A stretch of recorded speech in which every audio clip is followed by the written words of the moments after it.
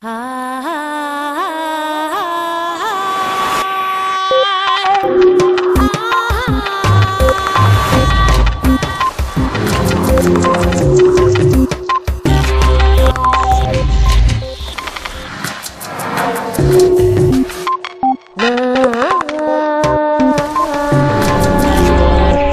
neandertales no están totalmente extintos. Todavía viven un poco en algunos de nosotros. Svante Paavo. Los antropólogos siempre han especulado que nuestros antepasados podrían haberse cruzado con los neandertales, pero nunca consiguieron demostrarlo. Quien ha logrado esa prueba es el genetista Svante Paavo, director del Departamento de Genética del Instituto Max Planck de Antropología Evolutiva, quien consiguió reconstruir el genoma del neandertal en el año 2010. En este capítulo de Redes, Paavo y Carras Lalueza Fox, investigador del Instituto de Biología Evolutiva de la UPF y del CSIC, explican cómo la genética permite reconstruir el pasado de los humanos. También hablaremos sobre los factores genéticos de la domesticación, otra de las especialidades de Paavo.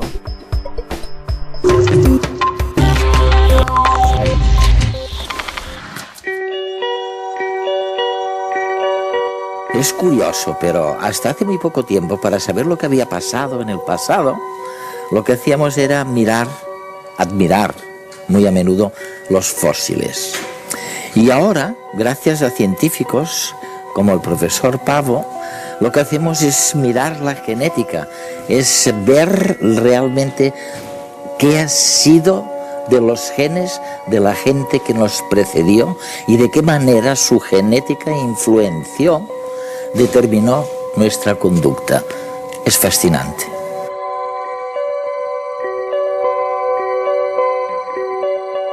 Es maravilloso conversar contigo. Y para nuestros telespectadores será un auténtico privilegio escucharte. ¿Por qué? Bueno, en primer lugar, porque has conseguido fama mundial gracias a tu investigación sobre los neandertales, los antecesores de la humanidad, o de... ¿cómo lo llamas tú? Los humanos modernos, los que son exactamente como nosotros, más o menos. Eso es. Sí. Eso es. Hablaremos mucho sobre los neandertales en nuestra conversación. Y en segundo lugar, hay algo que denominas domesticación. Hemos aprendido mucho sobre el comportamiento de los animales y sobre si podemos o no influir en dicho comportamiento genéticamente. Y también es increíble, porque antes pensábamos que solamente los paleontólogos sabían cosas del pasado analizando los fósiles. Pero ahora resulta que llegáis vosotros y decís que también está la genética, y que con la genética se puede saber mucho más que analizando únicamente los fósiles. Pero empecemos hablando, si no te importa, de los neandertales. ¿Qué hemos descubierto de ellos que no sabíamos antes? Ante todo, hemos aprendido que tenemos un antecesor común. Tanto los neandertales como nosotros tuvimos un antepasado común hace unos 300.000 años. Luego, cuando los humanos modernos salieron de África, se encontraron con los neandertales y se cruzaron con ellos, tuvieron hijos, y esos hijos se incorporaron a la población de humanos modernos. Lo increíble es que encontramos esa contribución en todos los humanos modernos que viven en la actualidad fuera de África.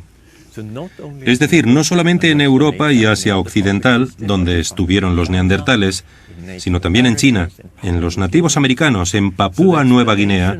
La explicación que sugerimos para este fenómeno es que cuando los humanos modernos salieron de África, se encontraron a los neandertales. Suponemos que en Oriente Medio por primera vez, y hubo cierto cruzamiento, de modo que la contribución de los neandertales a nuestro ADN se transmitió a los humanos que luego se marcharon a China, a Papúa Nueva Guinea, de modo que todas las personas que están fuera de África en la actualidad tienen alrededor de un 2,5% o así. ¿De qué? De proporción en nuestro genoma. ¿Del neandertal? Sí, por tanto los neandertales no están totalmente extintos, es como si todavía vivieran un poco en algunos de nosotros. Los primeros antepasados humanos salieron de África hace poco menos de 2 millones de años y se extendieron por Europa, que en ese momento tenía temperaturas mucho más bajas que las actuales. En ese entorno gélido se desarrollaron los neandertales. Los humanos que quedaron en África siguieron evolucionando. Así surgieron hace 150.000 años los sapiens modernos, la especie a la que pertenecemos todos los hombres actuales. Y como había ocurrido casi 2 millones de años antes, un nuevo grupo salió del continente africano. Hace 90.000 u 80.000 años siguieron el camino de sus antecesores y se encontraron en Oriente Próximo con los neandertales, con los que se cruzaron y tuvieron descendencia.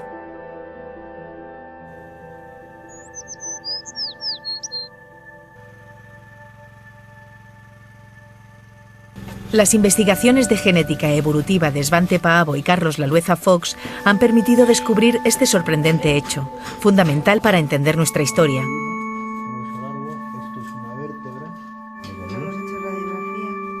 Hasta hace poco se creía que éramos demasiado distintos como para poder reproducirnos. Descubrir que somos más parecidos de lo que creíamos implica redefinir el concepto de especie humana. Pero ¿cómo se ha podido descubrir esto? A partir de los huesos recogidos de los neandertales, se ha logrado algo muy difícil: extraer muestras de ADN, es decir, de material genético neandertal. Este material, sin embargo, está mezclado con el de bacterias que viven en los huesos o en los yacimientos, así que primero se ha de identificar el ADN neandertal, que en este caso constituye solo un 4% del material total extraído de la muestra. Una vez identificado, se puede comparar con el nuestro, para saber hasta qué punto se parecían a nosotros. Y lo que se ha visto es que aunque la forma del cuerpo de los neandertales fuese distinta de la de los humanos modernos, de 10.000 genes que se han comparado, solo se han encontrado diferencias en 80 genes, relacionados con procesos metabólicos, cognitivos o fisiológicos. Nosotros somos genéticamente muy parecidos a los neandertales, pero por 2 motivos. Uno es porque compartimos un antepasado común muy cercano en el tiempo, hace solo medio millón de años que divergieron ambos linajes, por tanto tenemos un background genético muy parecido. Y después porque hay en los humanos modernos no africanos cerca de un 2,5% de nuestro genoma que proviene directamente de los neandertales por cruzamiento con nuestros antepasados. Todos los humanos modernos no africanos procedemos de un pequeño grupo de migrantes que salieron de África y se encontraron con los neandertales. Por tanto, digamos, los únicos humanos que no tienen genes neandertal por contacto son los africanos que están al sur del Sáhara. Aunque pueda parecer curioso, las diferencias genéticas entre un chino, un inglés y un indio del Amazonas son menores que las que hay entre 2 africanos subsaharianos de regiones distintas. Sabemos lo que ocurrió con esos africanos que conquistaron el mundo. Nosotros somos sus descendientes. ¿Pero qué pasó con los neandertales? La extinción de los neandertales es un tema controvertido en el cual hay opiniones diferentes. Yo creo que en realidad no es que fueran cognitivamente inferiores a los humanos modernos, sino que sencillamente tenían una estructura demográfica distinta. Formaban pequeños grupos familiares muy dispersos en un territorio enorme. Y en cambio nuestros antepasados entrando en Europa hace 40.000 años probablemente tenían una estructura demográfica mayor con redes sociales más interconectadas y que esta pequeña diferencia, ya digo, exclusivamente demográfica probablemente conllevó la desaparición de los neandertales en unos miles de años.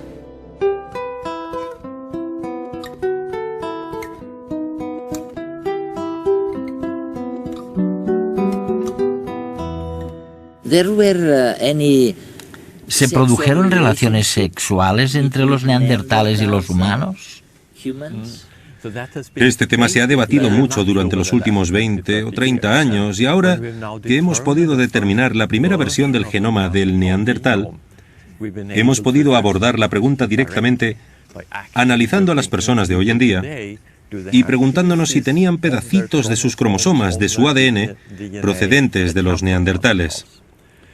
Y la respuesta es que sí, los tenemos. ¿Hubo, por tanto, relaciones entre ambas especies o eran la misma especie? Yo intento evitar el uso de esta palabra porque, en cierto modo, no tenemos una buena definición de lo que es una especie. Es verdad. Nosotros preferimos describir la historia de la población, explicar sus orígenes, cómo se cruzaron, pero dejar que cada cual decida si quiere llamarlo especie o no. Y si sabemos algo ahora, ciencia cierta, como dices, es gracias al genoma, gracias a que habéis recuperado el ADN que pertenecía a alguien. ¿De verdad? ¿A quién? Bueno, ¿a una hembra? sí, hemos secuenciado el genoma del neandertal principalmente a partir de 3 pequeñas piezas de hueso. Mira, tengo una copia de uno, si lo quieres ver. Lo encontraron en Croacia. Esto lo encontraron en Croacia. Sí. Y pertenece a una mujer neandertal. ¿De qué parte del cuerpo procede esto? Es una tibia, el hueso de aquí. Y como ves, es un pedacito triturado y muy pequeño. Probablemente sea porque a esta persona se la comieron. ¿Eso fue hace, qué, 38.000 años? Sí, la datación por carbono es de 38.000 años. 38.000 años, así que realmente éramos caníbales, ¿eh? Sí, evidentemente, no sabemos si tal vez había otro motivo relacionado con un ritual para despellejarlos. Pero es razonable suponer que a estos ejemplares se los comieron. Sí.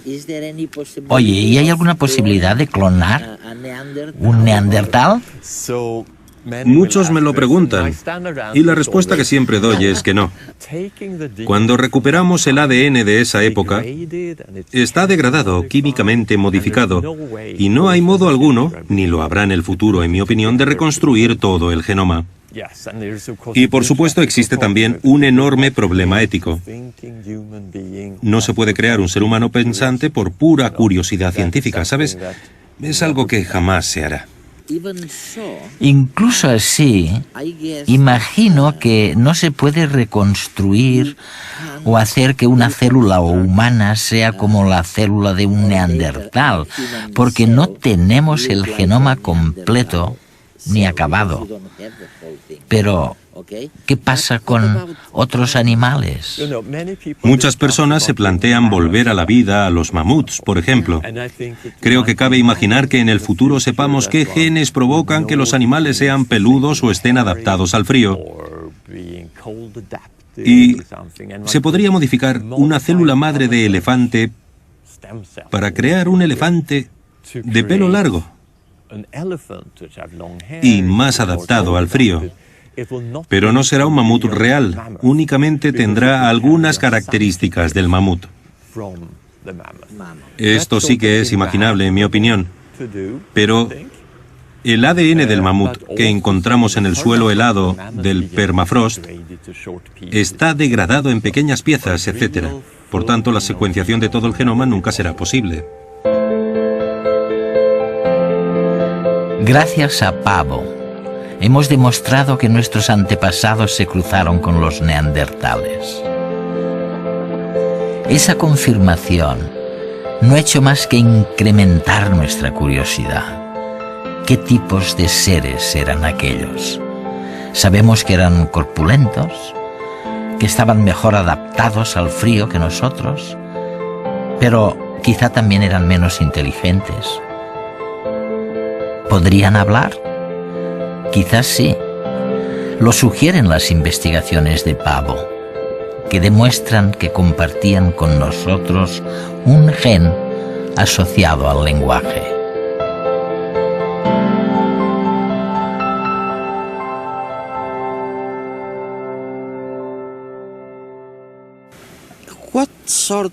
¿Qué tipos de cambios genéticos crees que prevalecieron y que permitieron que los hombres y las mujeres conquistaran el mundo entero? ¿Qué nos hizo diferentes, si es que hubo algo? Estoy completamente de acuerdo en que una de las diferencias fundamentales entre los humanos totalmente modernos y todas las formas anteriores radica en la colonización del mundo. Las demás formas arcaicas de humanos dejaron África hace 2 millones de años y durante todo el tiempo que existieron jamás llegaron a América, ni a Australia, ni a Madagascar. Mientras que los humanos modernos salieron de África permanentemente hace 50.000 años y colonizaron cada pequeño fragmento libre de tierra. Llegaron a la isla de Pascua y a Hawái. Ahí ocurría algo muy distinto. En parte tuvo que ver con la tecnología, por supuesto, con la habilidad de construir barcos y embarcaciones y viajar sobre el agua. Pero creo que también hay otro elemento que es casi psicológico.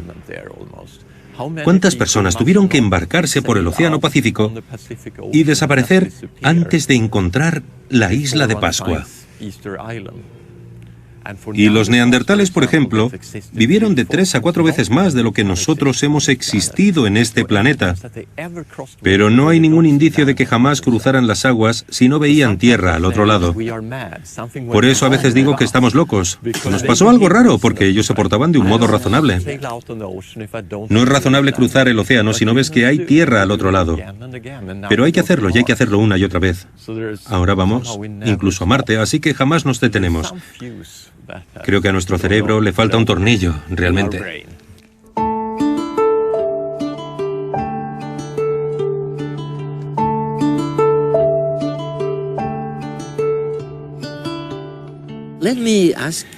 Déjame hacerte una pregunta que también me fascina.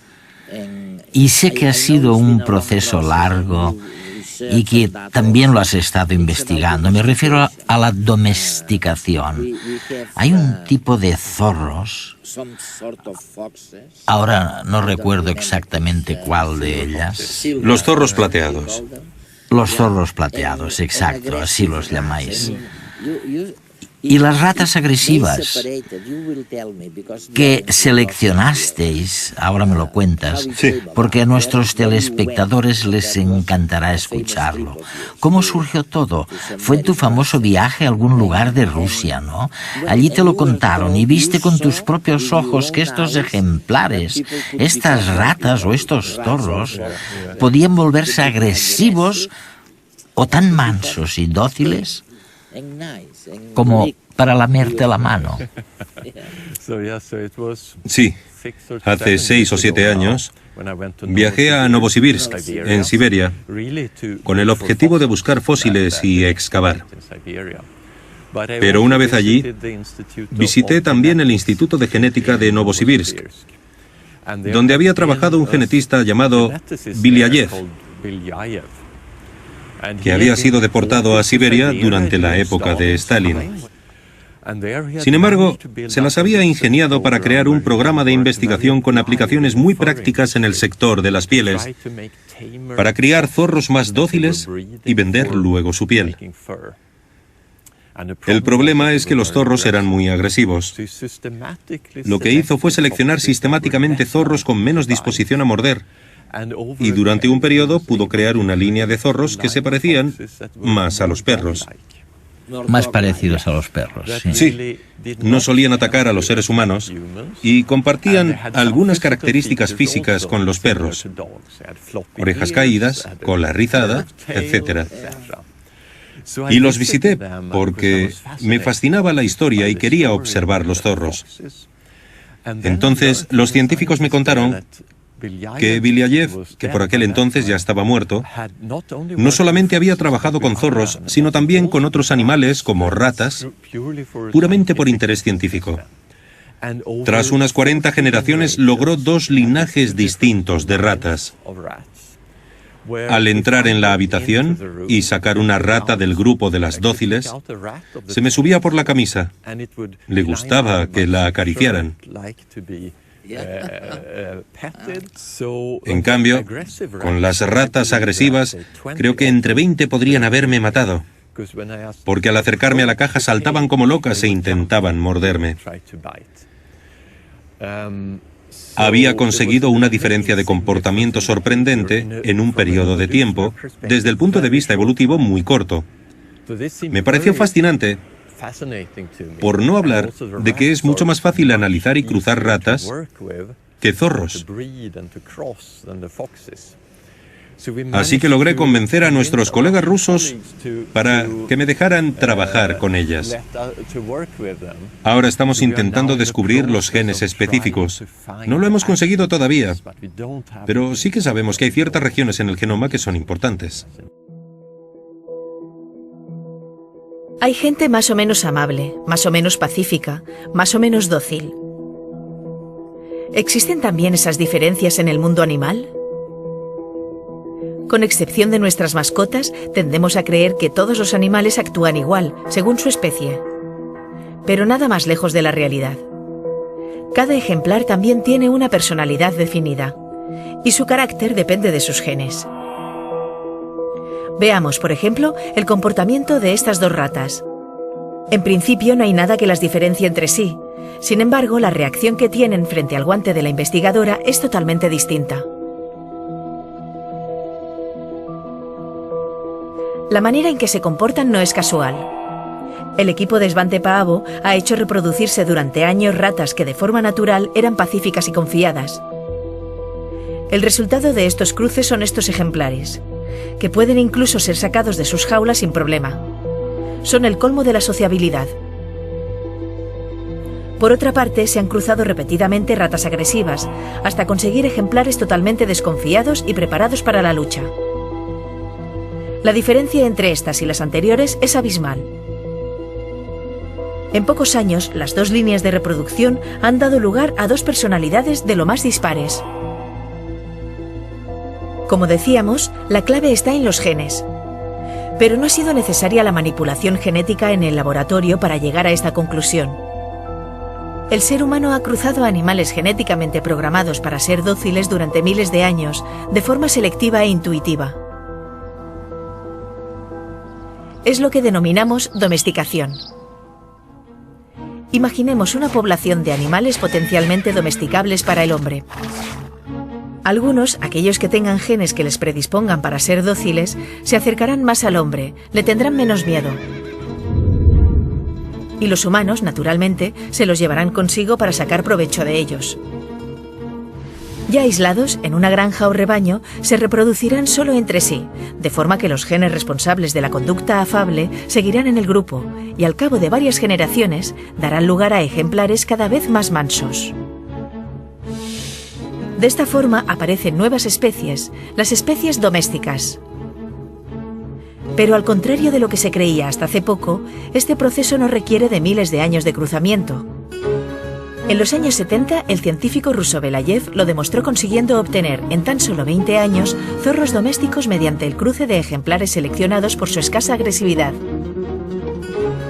Lo curioso del caso es que no solo eran más obedientes y mansos, también poseían otras características.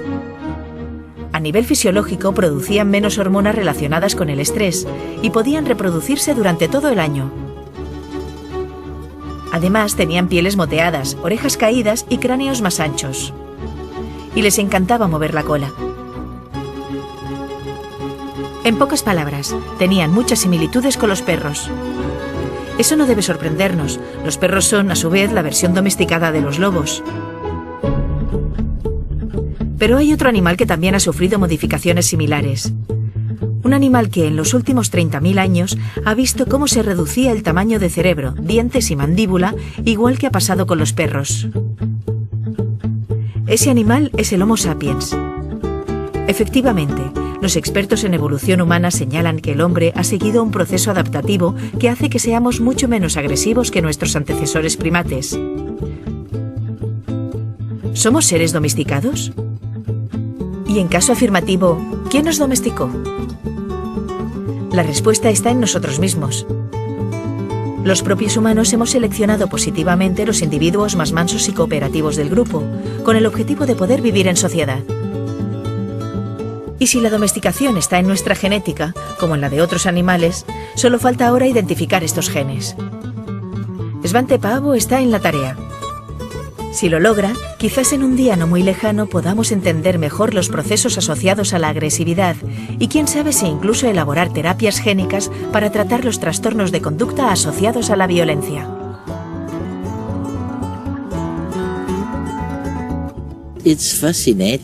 Es fascinante porque lo que estás diciendo es que estamos a punto de detectar los cambios genéticos que son responsables del comportamiento.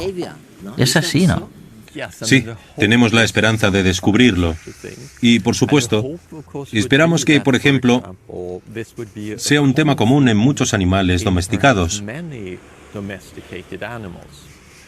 Porque creo que está justificado suponer que si llevo, pongamos, una cría de lobo a mi pueblo, o un búfalo salvaje, el caso es que no me preocupará tanto si ladran cuando lleguen extraños al pueblo o si me dan leche.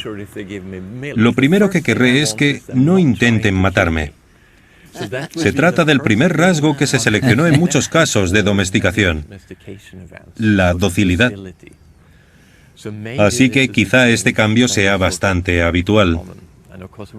Luego hay una hipótesis que suena a locura, pero algunas personas, como por ejemplo Richard Brangham en Harvard, ha sugerido que los seres humanos pueden ser simios autodomesticados y que eso es algo que nos hace únicos, porque ahora mismo tú y yo aceptamos la proximidad física pese a no estar emparentados genéticamente. Si intentáramos hacer lo mismo con dos chimpancés que no se conocieran, acabarían peleando todo el rato en lugar de conversar.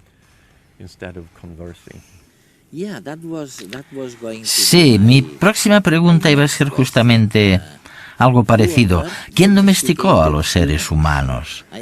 Me refiero a la gente de la calle. ¿Quién nos domesticó?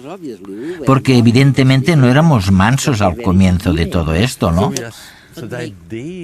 La idea es que es un proceso cultural, una especie de autodomesticación, entre comillas, en la que se habría seleccionado la conducta menos violenta dentro de un grupo para evitar problemas a la hora de criar a los niños en la próxima generación. Por supuesto, esto plantea algunos interrogantes, porque hay otros simios, además de los humanos, que han logrado evitar mucha violencia dentro del grupo. Están los bonobos, o chimpancés pigmeos, que han sustituido gran parte de la violencia entre grupos. Y dentro del grupo de los chimpancés con la sexualidad. Utilizan el sexo para solucionar conflictos que en los chimpancés darían lugar a la violencia. Y no acabamos de entender el proceso, pero sería muy interesante compararlo en el futuro con la domesticación de animales. Los neandertales nunca cruzaron el mar si no veían tierra del otro lado. Nosotros sí, y por eso hemos colonizado el mundo entero. Svante Paavo.